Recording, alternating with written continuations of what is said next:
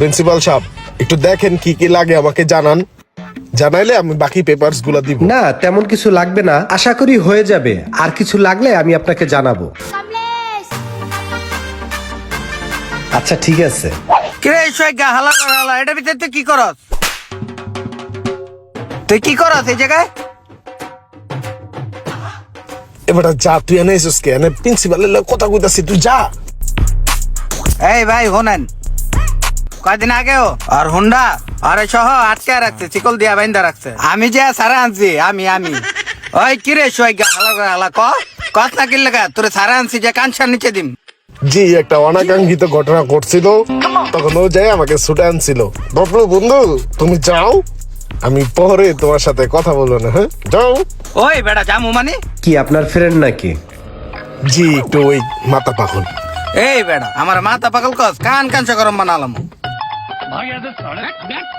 এই ভাই হোনেন, হ্যাঁ হ্যাঁ, ওই আবার কি কইবো, আবার কি জানি কই ইজ্জতটা খায়।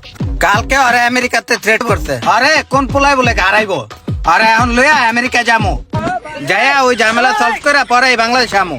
স্যার আপনি একটু বসেন, হ্যাঁ আমি ওরে একটু আমেরিকা পাঠায় তারপর আসতেছি। হ্যাঁ হ্যাঁ আয় আয় আয়, চল আমেরিকা যামু।